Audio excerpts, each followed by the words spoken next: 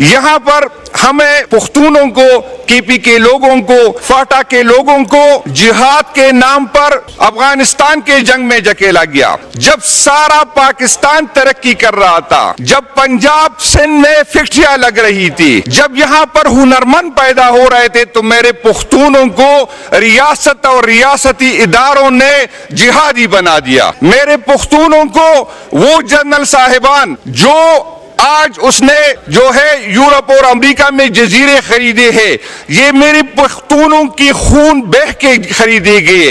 ये अमेरिका और दूसरे मुल्कों से जो पैसे आते थे, वो मौली हजरात जिसके घरों पे टाट लगे थे और आज लैंड क्रूजर में घूम रहे हैं, वो मेरे पख्तूनों का खून बहा है, तो वो इन लैंड क्रूजरों को पहुंचे हैं। उस जंग में हमें झोंकने वाले कीपी की क़यादत नहीं थी। बादशाह खान, अज़ीम बादशाह खान उसी टाइम कह रहा था कि इस जंग में हिस्सा न ले, ये अमेरिका और रूस की जंग है, पुख्तूनों को न ढकेले।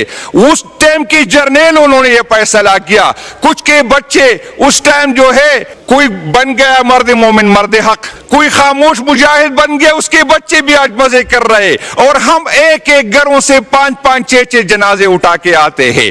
हमें कहा जाता है और फिर भी हम खून भी बहाए, हम शहीद भी हो, फिर भी हमें जो ये साबित करना है कि हम रियासत के साथ है और रियासत के साथ नहीं है। न हमारे जनाजों पे झंडे होते हैं, न हमें सलामी देते हैं, न हमें शहीद पैकेज मिलता है, और फिर भी मेरे खून में खून भी बहाऊं, फिर भी मुझ पे शक की नजर से देखता है। और मैं एक बात बताऊं, मैं इस हुकूमत का शुक्रगुजार हूं, मैं मौजूदा एस्टेब्लिशमेंट का शुक्रगुजार हूं कि आपने हमें सिखाया, आपने हमें बताया कि ये मुल्क अदलिया के बगैर भी चल सकता है, जिस तरह आपने साबित किया। तो मेरी डिमांड है, मेरी इस पार्लियामेंट से डिमांड है कि 26वीं आईनी तरमीम के बाद ये पार्लियामेंट, ये अदालतें बेख्तियार हो गई।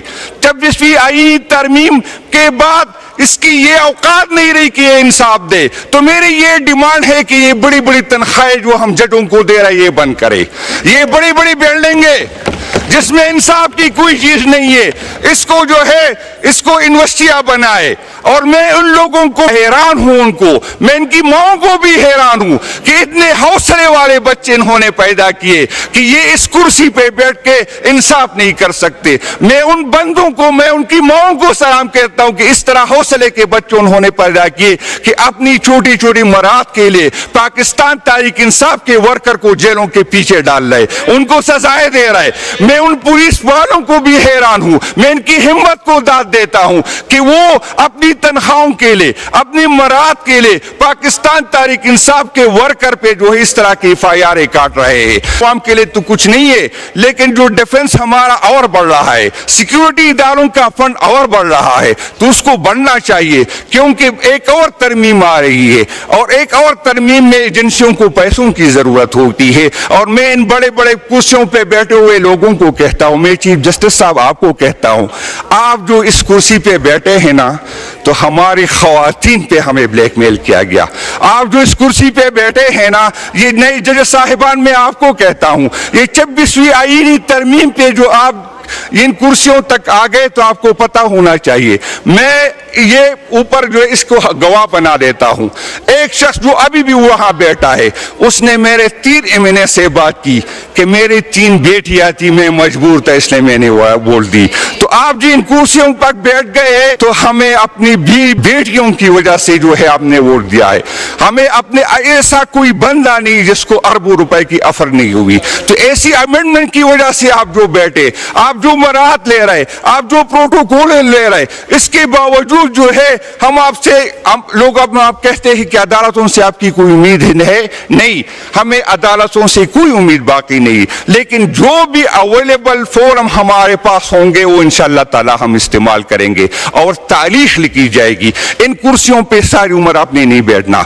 آپ نے بھی مرنا ہے. اس سے بڑے بڑے پیرون گزرے ہیں, اس سے بڑے بڑے لوگ گزرے, آج اس کے قبروں پہ لوگ تھوکتے ہیں. انشاءاللہ تعالیٰ ایک وقت یہ بھی آئے گا, ہمیں انصاف ملے یا نہ ملے, لیکن جتنے اویلیبل فورم ہے وہ ہم استعمال کریں گے, اور تاریخ میں یہ دیکھا جائے گا کہ کون کس کے ساتھ تھا, کون حق کے ساتھ تھا اور کون جو ہے غلط راستے پہ تھا. پیپل پارٹی کی قیادت سب سے زیادہ تنقید انہوں لوگوں نے کی, اور ہم امید کرتے ہیں, اسپیکر صاحب نے بھی ریکویسٹ کی, ہم بھی کہتے ہیں اگر واقعی آپ عوام کے ساتھ کھڑا ہونا چاہتے ہیں تو یہ موقع ہے. اس طرح نہیں ہوگا کہ مراد بھی لے, فائدے بھی لے اور پھر ووٹ بھی دے. اور مجھے ایک دن وہ یہ بات یاد آ جاتی ہے, پہلے دنوں میں ایک ٹاک شو میں بیٹھا تھا, ایک سینئر اینکر میرے ساتھ تھا, بلاول زرداری صاحب نے فرمایا کہ جس نے ووٹ لینا ہے میرے پاس آئے. وہ اینکر مجھے کہہ رہا تھا کہ میں نے میاں صاحب کو کال کی کہ بلاول صاحب یہ فرما رہے, اس نے کہا الیکشن سے پہلے فیصلہ ہوا ہے کہ میں نے وزیر اعظم بننا ہے, بلاول صاحب نے مجھے ووٹ بھی دینا ہے اور بلاول صاحب نے میرے گھر بھی آنا ہے. جب فیصلے اس طرح ہوتے ہیں, جب حکومت اس طرح ہوتی ہے, تو پھر پارلیمنٹ کی کس طرح. میری بہن نے بات کی, میرے پارلیمنٹ کی توقیر, کہ ہم نے تو پارلیمنٹ کو 8 فروری کو بھی توقیر کیا. جب ایسے لوگ اسمبلی میں آئے جن کو لوگوں نے مسترد کیا تھا, جب ایسے لوگ اسمبلیوں میں آئے جن کی عوام کی سپورٹ نہیں تھی, جب ایسی حکومت بن دی گئی جس کو عوام کی سپورٹ نہیں تھی, جب آئینی ترمیم میں لوگوں کو اٹھایا گیا تھا, لوگوں کی خواتین کو اٹھایا گیا تھا, جب پارلیمنٹ کے اندر سے MNA کو گھسیٹا گیا. اور پرسوں مجھے یاد ہے جب میں شاہ صاحب تقریر کر رہے تھے اور پیپل پارٹی والے سے یہی بات کر رہے تھے کہ آپ بھی ہمارے ساتھ آئے ووٹ نہ آئے, تو نون کے MNA صاحب نے صحیح فرمایا, انہوں نے کہا کہ پیپل پارٹی والے آپ کو ووٹ دیں گے تو پھر جیل جائیں گے, تو یہ جیل میں لے کے جانے والے کون, یہ فیصلے کرنے والے کون لوگ ہیں. تو یہ اس میں ہم بھگت رہے ہیں اور ہم بھگتیں گے انشاءاللہ. خان صاحب بھی ڈٹا ہے, لیکن یاد رکھے, میں میاں صاحب آپ سے کہتا ہوں, آپ کے لیے تو بہت مشکل ہوگا, پھر آپ کو پھر قبر کی درد ہو جائے گی, پھر آپ کی فیملی کو بھی تکلیف ہوگی. یہ جو آپ کر رہے, عمران خان صاحب کے ساتھ کر رہے, ہمیں جو سپیس نہیں دے رہے, تو یہ آپ نے بھگتنا ہوگا. ہم پہلے آپ بھگت چکے تھے, ہمارا تو یہ خیال تھا کہ آپ سیکھ جائیں گے, ہمارے لیے تو یہ پہلی دفعہ تھا. میں سعد پیر صاحب کی وہ بات, اس کا حوالہ ضرور دوں گا جو ہمیں جب ہم اقتدار میں تھے اور ہم یہی سمجھ رہے تھے کہ یہ لوگ جو ہے یہ ہم سے زیادہ لائل ہے حکومت, یہ وہ پاکستان کے لیے. تو میں ان کو بھی سمجھاتا ہوں اور بتاتا ہوں کہ پاکستان کے ماما چاچا آپ نہ بنے. انشاءاللہ تعالی آپ سے ہم زیادہ محب الوطن ہے, آپ سے زیادہ ہم جو ہے اس ملک کو اپنا سمجھتے ہیں, آپ سے زیادہ ہم تیار ہے کہ اس قربانی دیں گے. لیکن اس ٹائم ہمیں سمجھ نہیں آ رہی تھی, لیکن آپ کو دوبارہ بتا دے, آپ پہلے بھی بھگت چکے اور انشاءاللہ تعالی اگر یہی رویہ رہا تو انشاءاللہ تعالی اس سے زیادہ بھگتیں گے. اس ملک میں ووٹ ڈالنے والا اہم نہیں ہے, ووٹ گننے والا اہم ہے.